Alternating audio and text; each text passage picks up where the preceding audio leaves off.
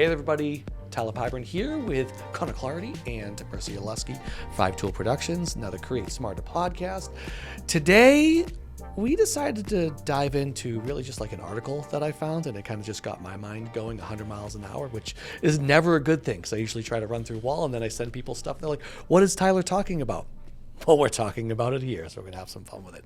It was actually on the YouTube blog, 3 creator economy trends to watch in 2023. And I don't want to necessarily dissect the individual blog itself, but was just talking about some of the trends that are going on and how it relates to business as a whole.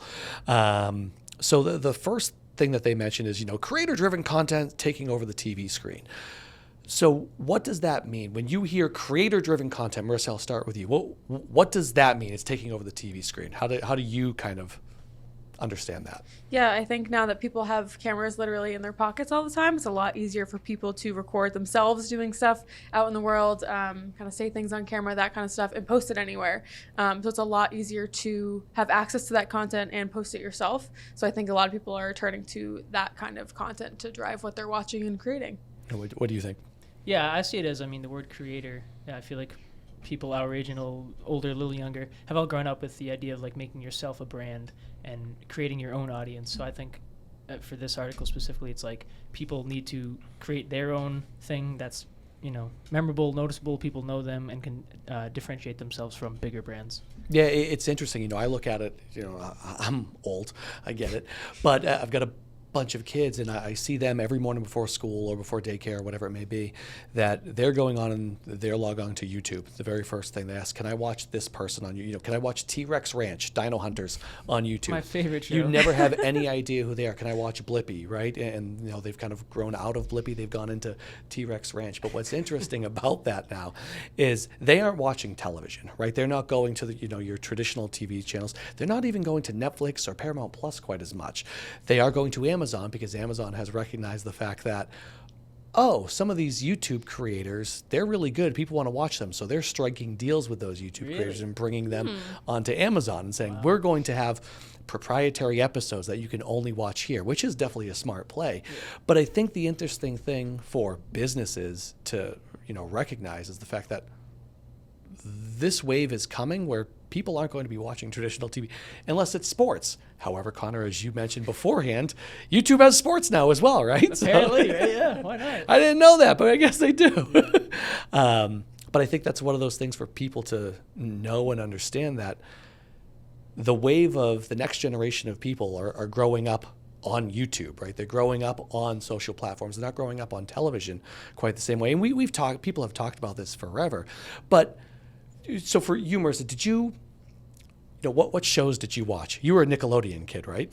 I was a Disney kid. You were a Disney kid. Okay, all right. I was close. Disney Channel kid. Some stuff Nick, but sometimes Disney Channel. But I feel like I grew up, like when we were kids, we were mostly still, at least I was, a TV kid. And then I watched YouTube like as I got a little bit older. But that never was like, your kids primarily watch YouTube now, and their singular focus is YouTube, right? Like all my cousins are younger, and they'll grab their iPads or like their mom's phone and start watching stuff, and I'm like, how do you know how to do this? But like I was a TV kid, so that wasn't me as much. Yeah, but that's what's fun about it, is that it is shifting, it is changing, and they now, my oldest is 7, right? So he's still a little guy, but he can flip through, change. This morning he was watching Rob Gronkowski highlights, and he went down the rabbit hole, started watching the Patriots, watching everybody else out there, and then next thing you know, he was watching, I have no idea what it was, but it was someone doing a toy review. And there you go. That's how it works. So the creators are there. So for brands out there, there's the opportunity for you to go ahead and create your own content, create your own channel. You don't necessarily have to go and advertise on the Super Bowl. Now, obviously, that's just a select few. But it was just one of those things that I was like, this needs to be self-explanatory, but that's the trend right now. People are gravitating towards that. I want to move on to the next point, and this is something we talk about a lot, and it's, long form and short form creativity are more powerful together. Now, this is talking about YouTube specifically and YouTube Shorts, which is like a brand new thing, but because you both have focused on like short form content and long form content. Talk about the importance of it working together, as opposed to just like, we're going to post a bunch of TikToks, or we're going to post a bunch of Who's Your Maury stories, right? They work really well together. I don't care who goes first. Go talk about that a little bit. Pick me. Yeah. So with Who's Your Maury, that's a good example. On one of our projects with Brandeis, we did a lot of long form content, but not everybody's going to sit there and watch the whole, 15-minute video. So you have to put out little snippets that will grab people's attention and kind of get their foot in the door and get them to watch the long content. You're not going to get everybody to sit down and watch all that stuff, but if you find topics they're interested in, you know who you're targeting, you could put out smaller clips that will interest people specifically, and then that might get them to watch their longer form content.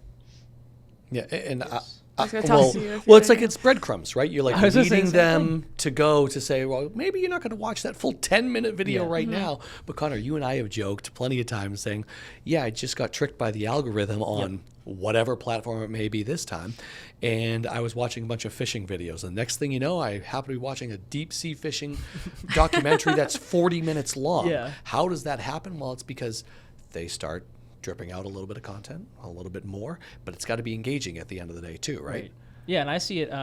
If we talk about something like TikTok has really taken over the short form content reel, and there's a billion. Everybody nowadays has a podcast or a YouTube show of some sort or whatever it is, and you'll be scrolling, and it doesn't even matter if you follow them, know them, or anything. If there's a little bit of content that might interest you a little, the algorithm's so smart that it'll send you these videos of these short forms. And so if you find something you're like, oh, that's pretty interesting, suddenly you're on their page. Now you're watching all of their little clips, and it almost amounts to time where you could have just watched an entire episode of their show or their podcast or whatever, but instead you spent it on this little short form thing. So like the breadcrumbs, it just leads you down this path, and eventually you end up back at their homepage, back at their website, back at their channel. You also never know what's going to work. You never know what's going to grab people's attention. You kind of have to put out both and see, like, Right. okay, some people might sit there and watch longer form stuff. Some people might not have those attention spans to sit there and watch it, so they'll go to the short stuff.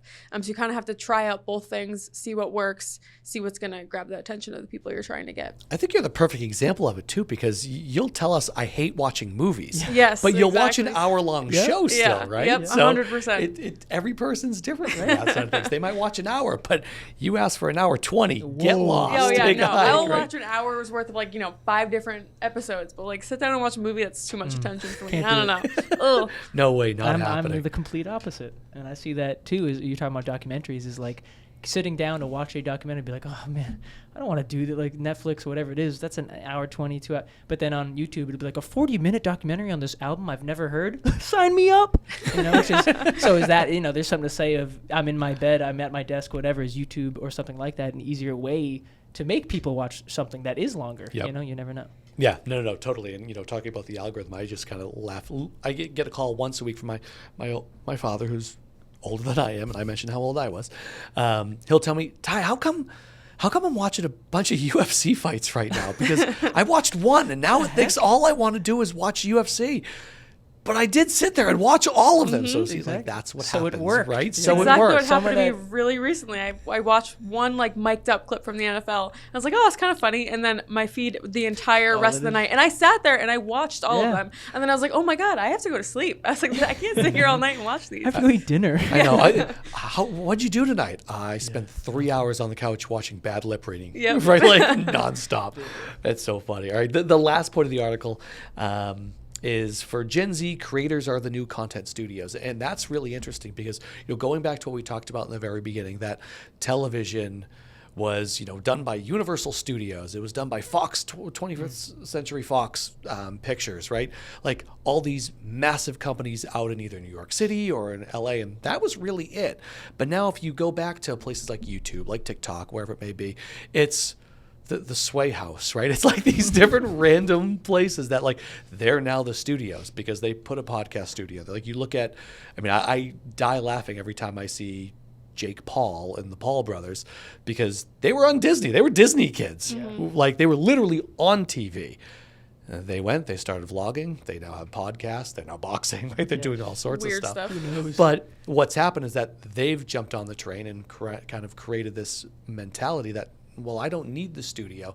I'm going to go around it and create my own. Actually, in the 90s, and again, dating myself, the big thing was all these rappers would say, well, I don't like how much money all these other companies are taking. I'm going to create my own studio. I'm going to create my own record label, and then I'm going to go around it and get more of the cut. And that's what a lot of the creators are doing out there as well. So how that pertains to business, I'm not really necessarily sure, to be totally honest with you. But a lot of the younger generation, you guys and folks even younger, obviously, understand that more. Understand what people want to watch, why they want to watch it, right? I mean, who's the biggest YouTuber out there right now is Mr. Beast, I was right? gonna say Mr. I mean, Beast, he's yeah. massive, and I watched one of his videos a while, not, live in this house for 100 days and make $1 million. It was him talking about how much time and money he spends on thumbnails, right? Like the whole business is, yep, I know if I post this thumbnail like that, with that in the background, with this font, people are going to like it more than if I did the exact same picture with that font. And it might not necessarily be his font, but it's just he's done research. So they're understanding more how to go out there and create more content. And not to mention he's partnering up with our school, ECU, right? Dang. He's now got a big thing with ECU. So it's interesting to everywhere. me to see all these creators saying, I'm going to go ahead and create my own studios. And really, I think where I'm going at it more than anything is that for brands and for businesses and colleges and organizations, is that you don't necessarily need to hitch your wagon to a big studio, to a big advertisement. You can go ahead and create your own wagon, create your own horse and buggy that drives you into the sunset itself. So it's cool, just totally different mindset, but it's a lot of fun to see kind of what will happen. So any closing thoughts? I do. Ooh, go! Yeah. No, I mean, this goes back to the first point and the last one a little bit, but if you're a brand and you want, to build an audience and you want to create a brand, I guess, right? Like, and have people understand you, it's all about the authenticity and trust. And I think that's what the creators of nowadays are really tapping into, the, kids to our age, to whatever you want to call it, Gen Z, is that we trust these people. They say, okay, they're not behind a big company. They're not in $1 million studio. They're in their house. They're in their dorm room, whatever it is. And so I'm using the word authenticity correctly, is like I can watch somebody, do something that I watch with it, but I say, okay, he's just like me, or she's just like me, or I could see that that's a real person. relatable. They're not somebody in a giant thing that I'm, okay, that's an That's been actor given a from Hollywood. script. That's been Exactly. Yeah. So turning it to brands and marketing, it would be like, if you want to have people really trust your content and engage, it's like create that spokesperson. Get somebody, we call them influencers or whatever you want to say. Get somebody to be your spokesperson, your leader of the band. You know what I mean? And I think the audience and trust will build and follow from that. Well, that was cool. That was good stuff. Awesome. Well, guys, thank you so much for coming on and talking with me for a little bit. Appreciate it. Of course. Heck yeah. Good stuff. She's Marissa. He's Connor. I'm Tyler. Thank you all so much for listening right here on the Create Smarter podcast. See you guys next time.